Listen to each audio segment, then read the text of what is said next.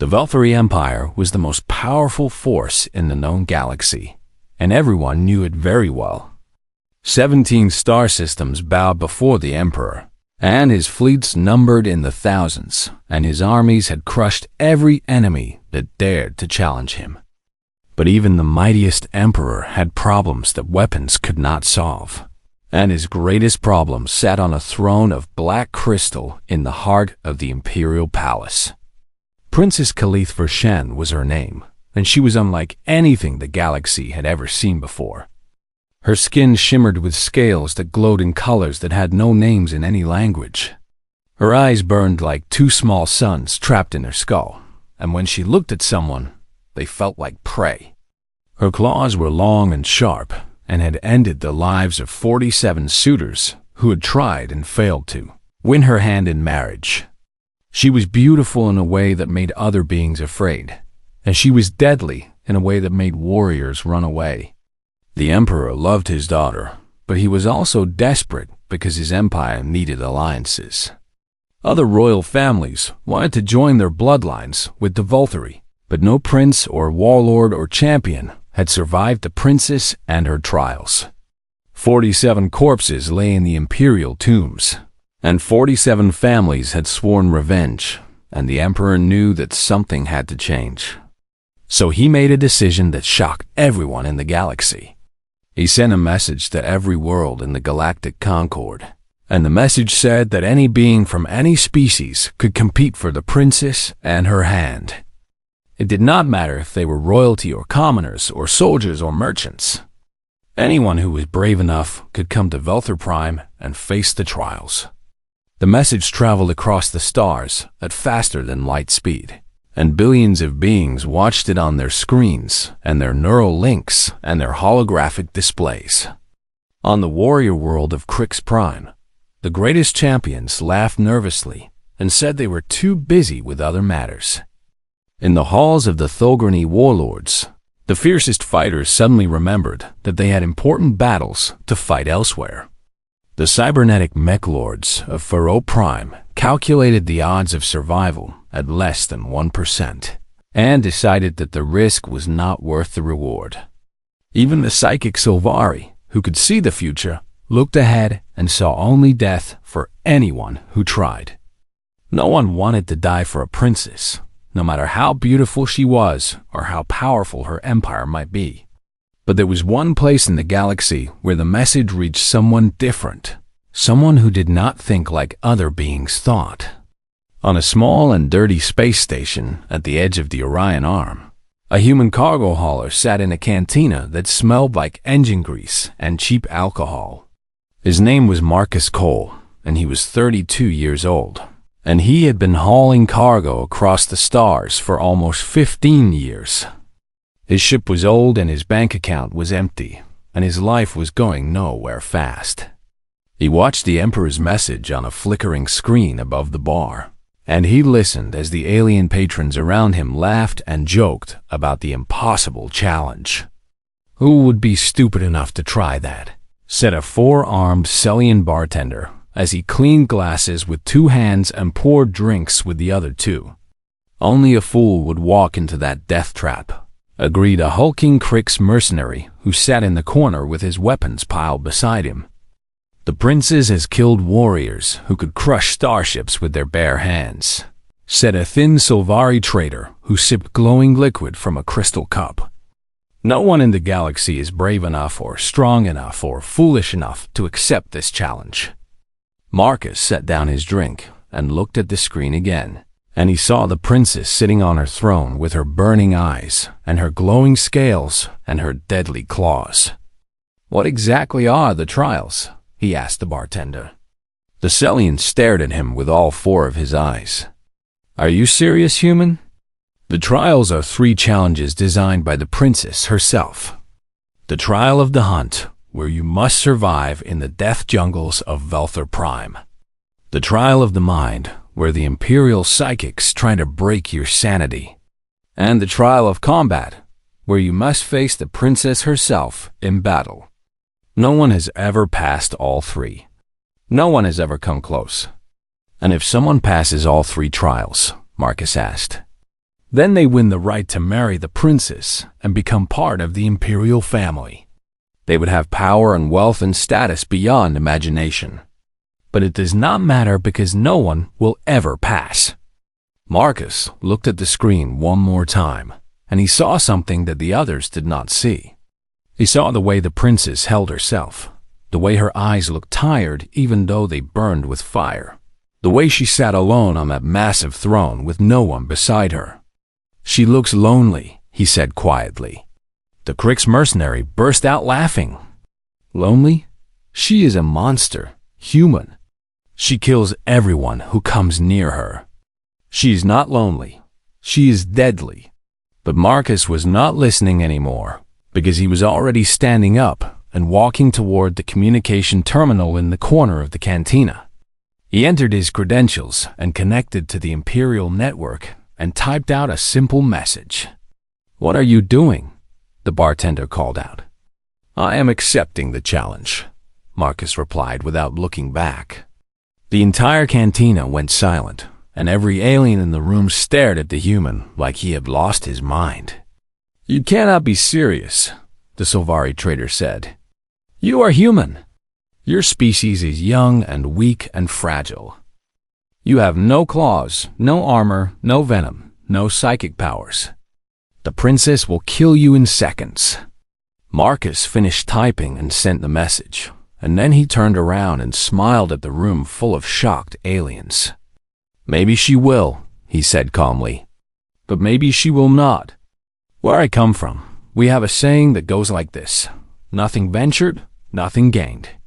My species has survived ice ages and plagues and wars and disasters that should have wiped us out. We walked on our own moon before we had computers. We built cities in deserts and farms on frozen wastelands. We do not give up just because something is dangerous." He walked back to the bar and finished his drink in one long swallow. "Besides," he added, "everyone keeps saying that no one is brave enough to try. Well, I am someone, and I am brave enough, and I am going to try." The aliens watched in stunned silence as the human paid for his drink and walked out of the cantina.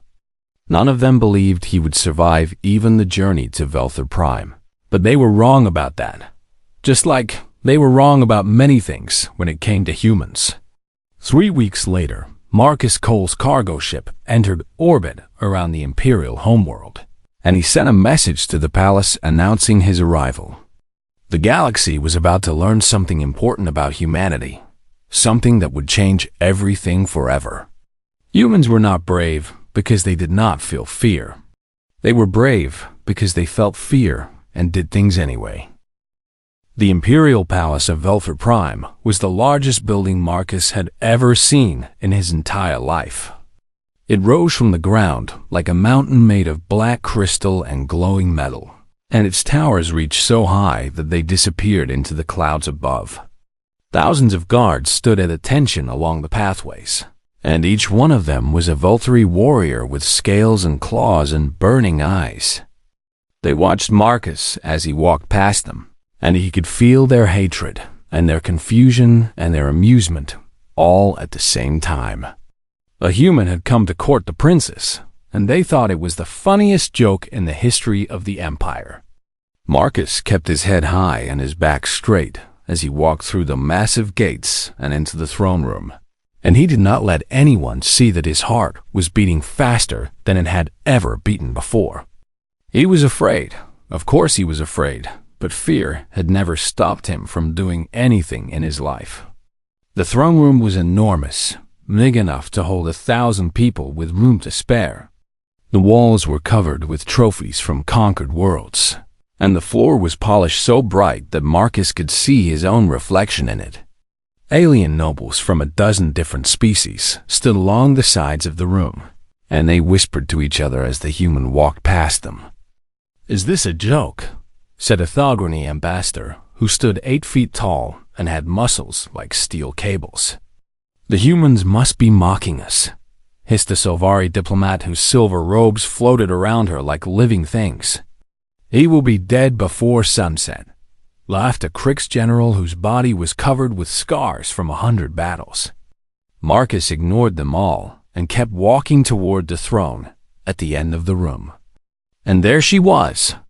Princess Kelith Vershin sat on her throne of black crystal, and she was even more terrifying in person than she had been on the screen. Her scales shifted through colors that hurt to look at, and her eyes burned with an inner fire that seemed to look right through him.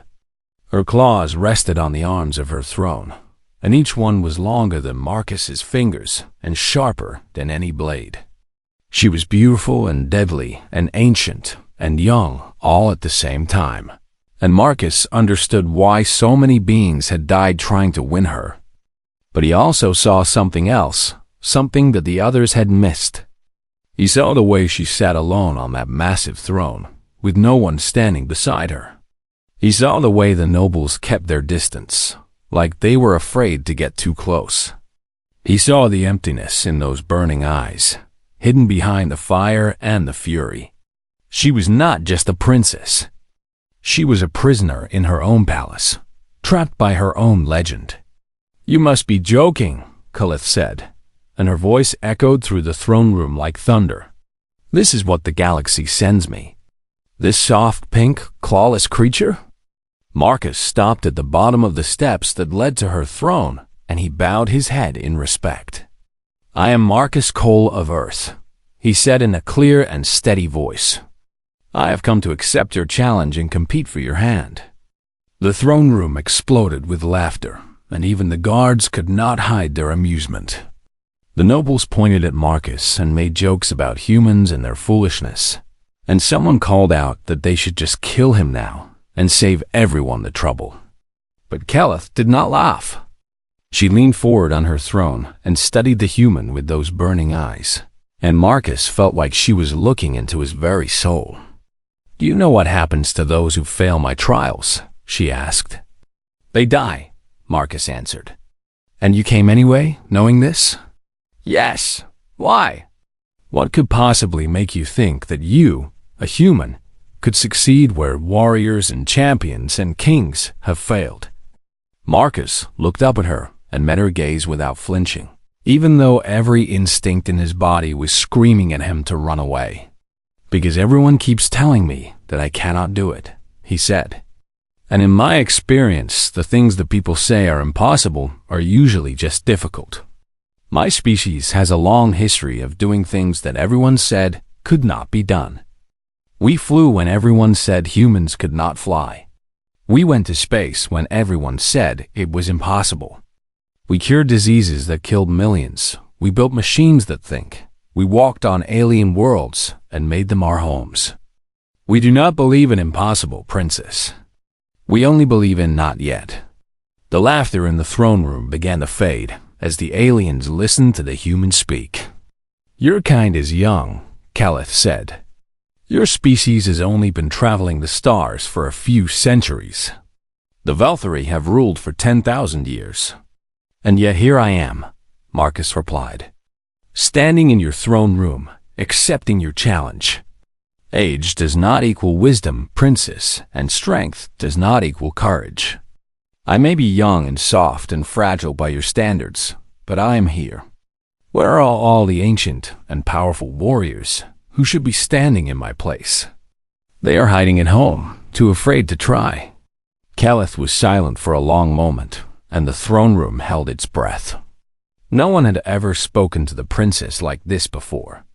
No suitor had ever looked at her without fear in their eyes. No challenger had ever stood so calmly in the face of certain death. "You are either very brave or very stupid," Kelith finally said. "Probably both," Marcus admitted with a small smile. "Humans often are. But I would rather be brave and stupid and dead than spend my life wondering what might have happened if I had tried."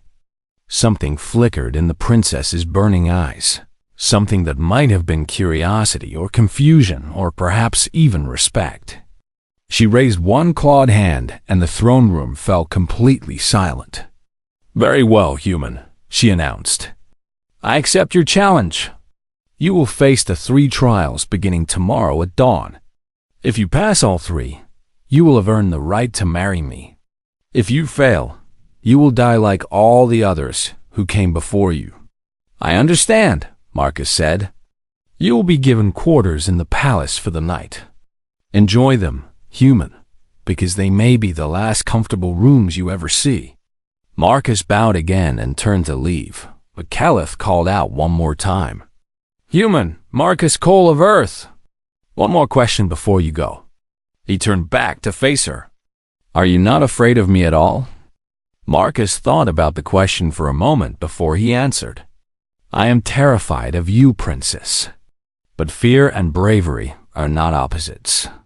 You cannot be brave unless you are afraid first. Being brave means doing the right thing even when your hands are shaking and your heart is racing and every part of you wants to run away. So yes, I am afraid of you.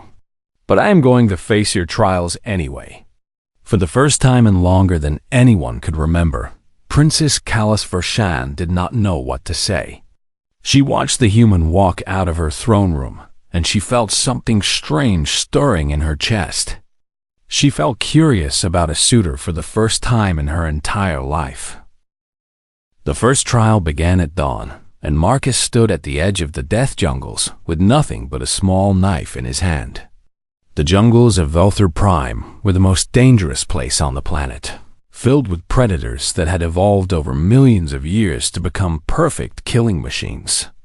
The trees were tall and twisted and blocked out most of the sunlight, and strange sounds echoed through the darkness.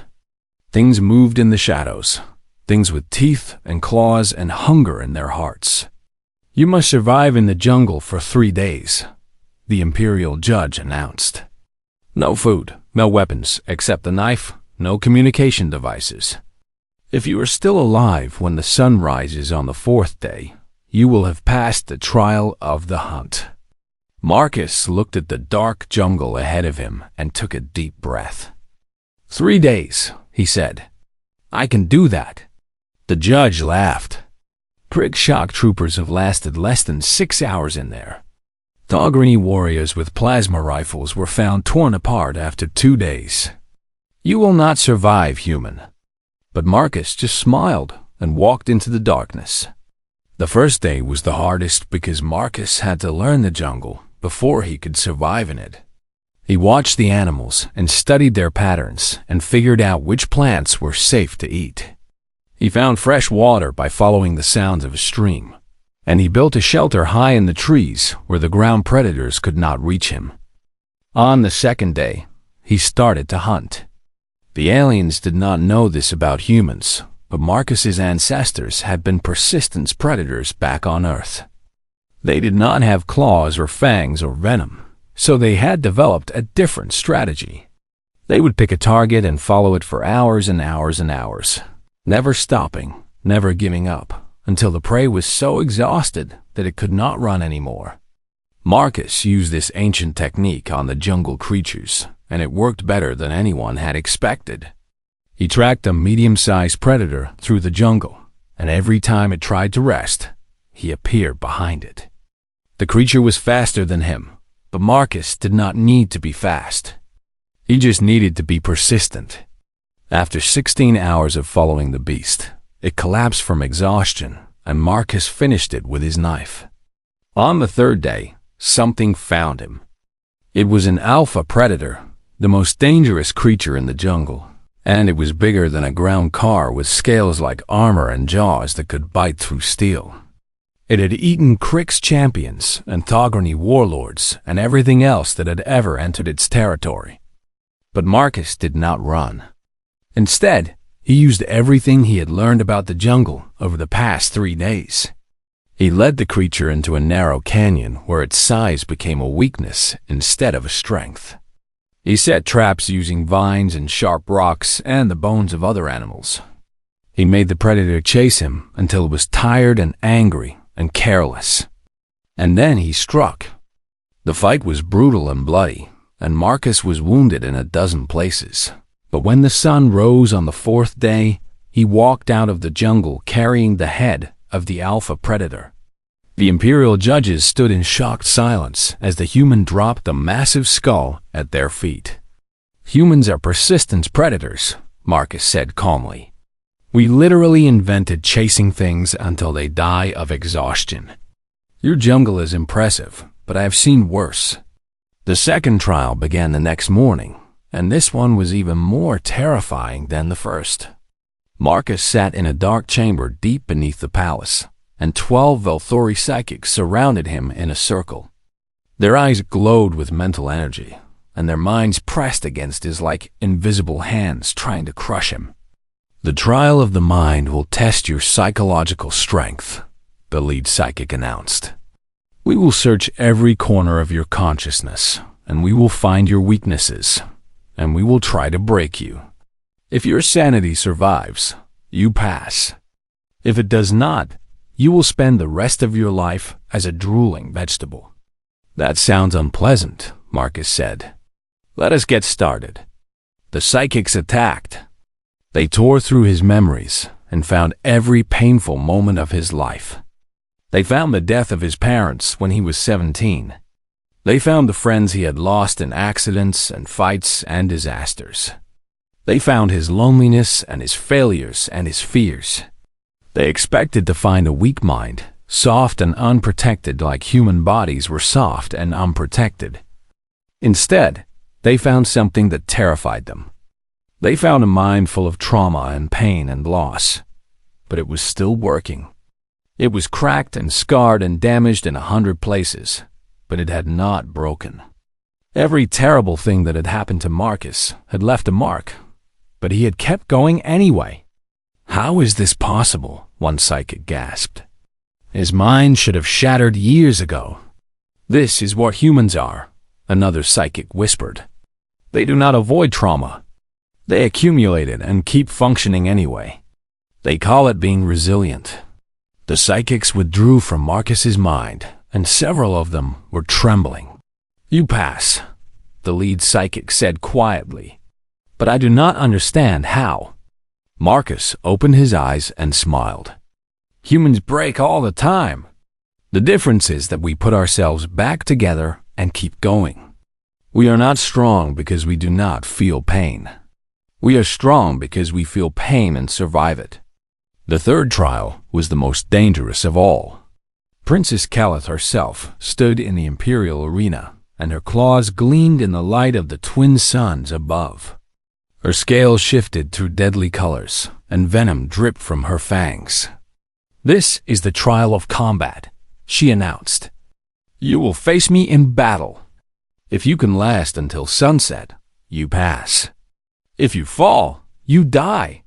Marcus picked up a simple sword and shield from the weapons rack. I am ready, he said. The fight was not fair, and everyone knew it. Calith was faster and stronger and deadlier than any human could ever be. She moved like lightning, and her claws cut through the air with deadly precision. But Marcus did not try to match her strength. He dodged and blocked and retreated, and every time she knocked him down, he got back up. His shield shattered after the first hour, and he kept fighting with just his sword. His armor was torn to pieces after the second hour, and he kept fighting in just his clothes. Her venom entered his bloodstream after the third hour, and somehow his body fought it off. 4 hours passed, and Marcus was covered in blood and wounds, but he was still standing. Why will you not stay down? Calith demanded. Marcus looked up at her with that infuriating human smile. Because you have not actually tried to kill me yet, he said. You have been testing me, and I think you are hoping I pass. Calith's claw trembled above him. The sun began to set. She lowered her claw and stepped back. You pass, she whispered. All 3 trials. You actually passed. Marcus collapsed on the arena floor, exhausted and bleeding, but still alive. He had done what everyone said was impossible. He had survived the princess. Marcus woke up in a bed softer than clouds, and for a moment he did not remember where he was or how he had gotten there. Then the pain hit him and everything came rushing back. His body was covered in bandages, and strange Velthori medicines pumped through tubes into his arms. The wounds from the trials burned and ached, but they were healing faster than they should have been. Someone had taken very good care of him while he was unconscious. He looked around the room and realized he was not in the medical wing of the palace. He was in someone's private chambers. The walls were decorated with beautiful artwork from a dozen different worlds, and the furniture was elegant and expensive. But there was something sad about the room too, something lonely. There were no personal items, no photographs, no signs that anyone actually lived here. "You are awake," said a voice from the shadows. Marcus turned his head and saw Princess Calith standing by the window, looking out at the city below. She was not wearing her royal armor or her deadly claws. Instead, she wore simple robes that made her look younger and smaller and almost vulnerable. "Where am I?" Marcus asked. "My private chambers," Calith replied without turning around. "I had you brought here after the trial. The palace healers wanted to keep you in the medical wing, but I wanted to be the one to treat your wounds." "You treated my wounds yourself?" "I caused most of them. It seemed only fair." Marcus tried to sit up, but his body screamed in protest, and he fell back against the pillows. "Do not move," Calith said, finally turning to face him. "Your body needs time to heal. Even with our advanced medicine, you will be in bed for at least a week." "I have had worse," Marcus said with a weak smile. "I know. I saw your scars when I was treating you." "Your body tells the story of a hard life, Marcus Cole of Earth." She walked across the room and sat down in a chair beside his bed, and Marcus was struck by how different she seemed from the terrifying princess he had faced in the arena. Without her armor and her fury, she looked almost ordinary, almost lonely. "Why did you really come here?" Calith asked quietly. "And do not tell me it was for power or wealth or glory. I have heard those lies from 47 suitors before you." Marcus thought about the question for a long moment. "I told you the truth in the cantina," he said. "I saw your message on the screen, and everyone around me was laughing and saying that no one would be stupid enough to try. But I looked at you sitting on that throne, all alone, surrounded by people who feared you, and I thought that you looked sad. I thought that maybe you did not want to be a monster. I thought that maybe you just wanted someone to see you as a person instead of a prize." Calith stared at him with those burning eyes, and for the first time, Marcus saw tears forming in them. "No one has ever said that to me before," she whispered. "No one has ever looked at me and seen anything except a threat or a prize to be won. Then they were not looking hard enough." Calith stood up and walked to the window again, and her voice was thick with emotion when she spoke. "Do you want to know the truth about my trials?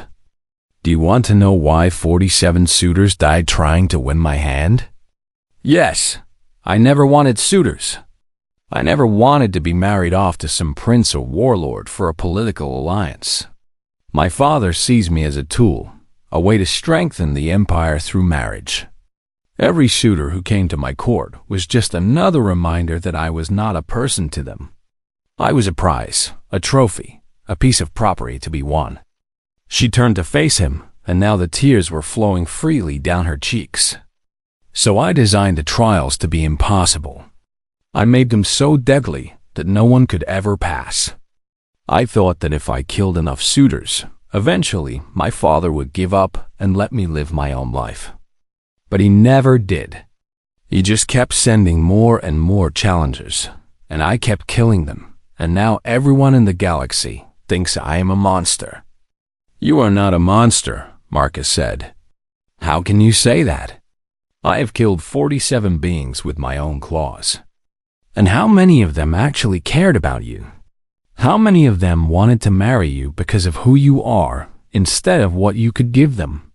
How many of them looked at you and saw a person instead of a prize?" Calith was silent. "None of them," Marcus answered for her. "They came for power and glory and wealth. They did not care about you at all.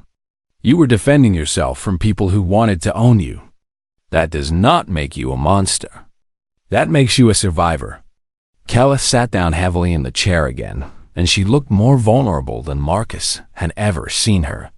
"And what about you?" she asked. "You passed the trials. You have earned the right to marry me. Are you going to claim your prize now?"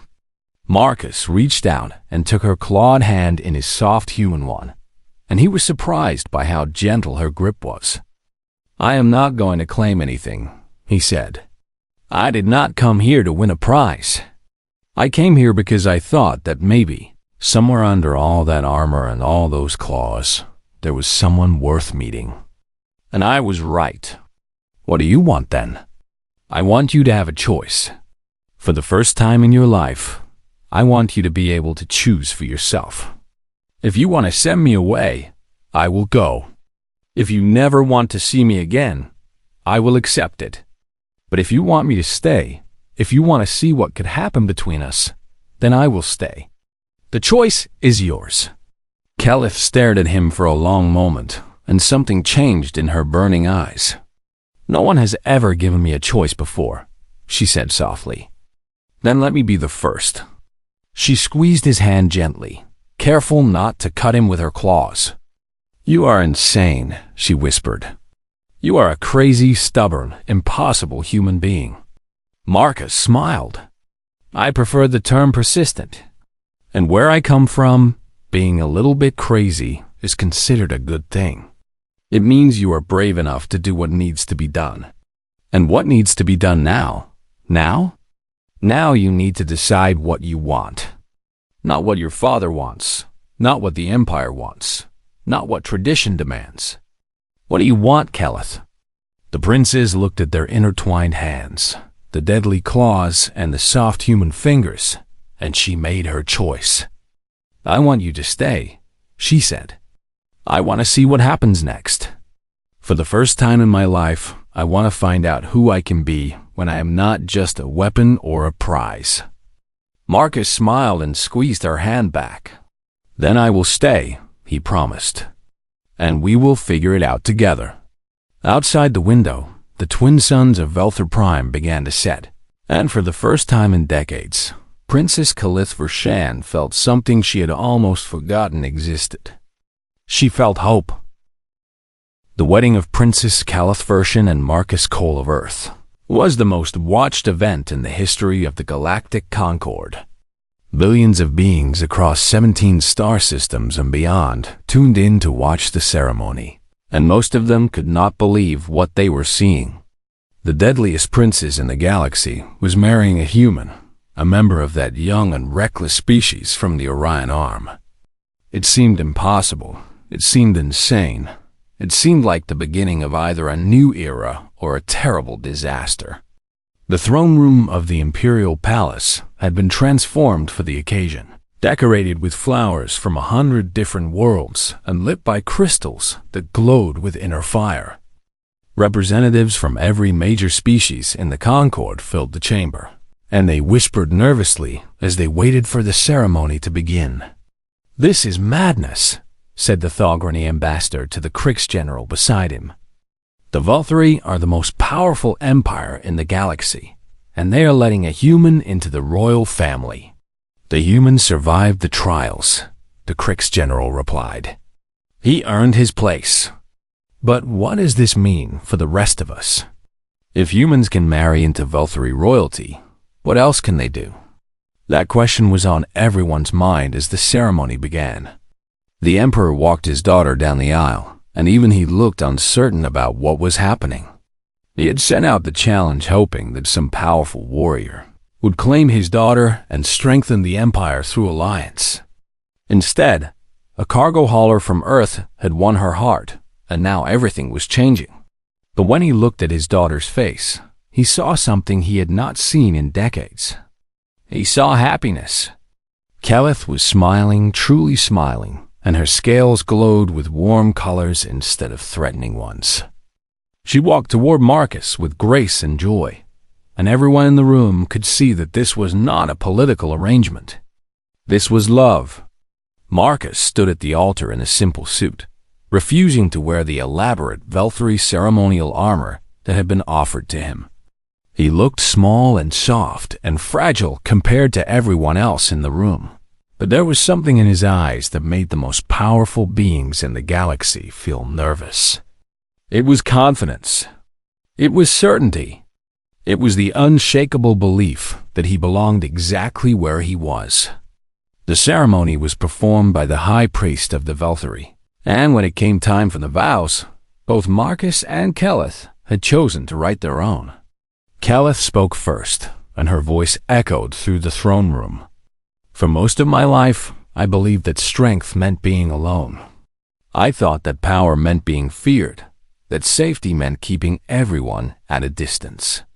I built walls around my heart, and I killed anyone who tried to climb them. And then a human walked into my throne room, looked at the monster I had made myself into, and asked me if I was lonely. She turned to face Marcus, and her burning eyes were soft with emotion. You saw through every wall I had built. You faced every trial I created to keep people away. And when you won, when you had earned the right to claim me as a prize, you gave me something no one had ever given me before. You gave me a choice. You let me decide my own future for the first time in my life. She took his hand in hers, claws gentle against soft skin. I choose you, Marcus Cole of Earth.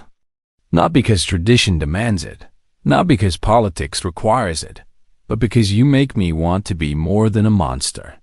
You make me want to be the person I was always meant to be. The crowd was silent as Marcus began his vows. When I was young, people told me that humans were too small and too weak and too new to matter in this galaxy. They said we were fragile creatures who had no business among the stars. They said we should stay on our little planet and leave the universe to the older and stronger species. He looked out at the assembled aliens and smiled. But that is not who we are. Humanity did not conquer the stars by being the strongest or the fastest or the most powerful. We did it by being too stubborn to know when to quit. We did it by looking at impossible challenges and saying we will try anyway. We did it by refusing to accept limits that others tried to place on us. He turned back to Keleth. When I saw your message, everyone laughed and said that no one was brave enough to try.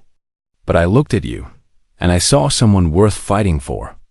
I saw a person hidden behind a legend, a heart hidden behind claws, a soul crying out for someone to see past the monster and find the woman underneath.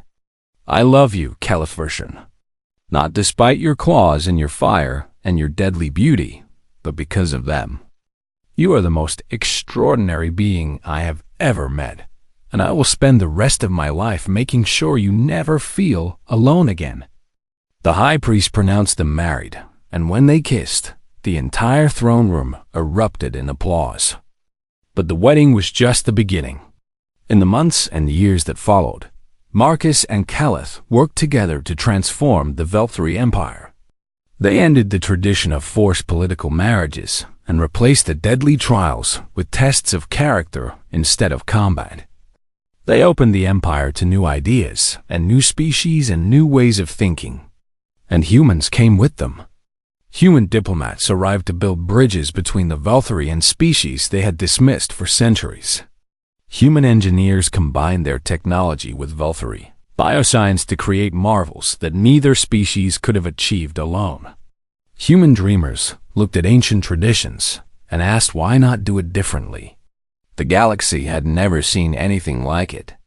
Other empires began to take notice of the changes, and some of them started to worry.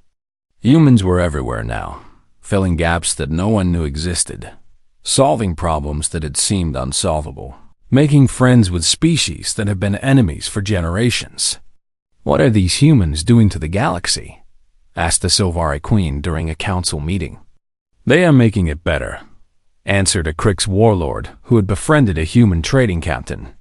They are showing us that strength does not have to mean cruelty, that power does not have to mean isolation. At the first anniversary celebration of their wedding, Keleth and Marcus stood before the assembled guests and spoke about what they had learned. I used to think that being alone made me strong, Keleth said.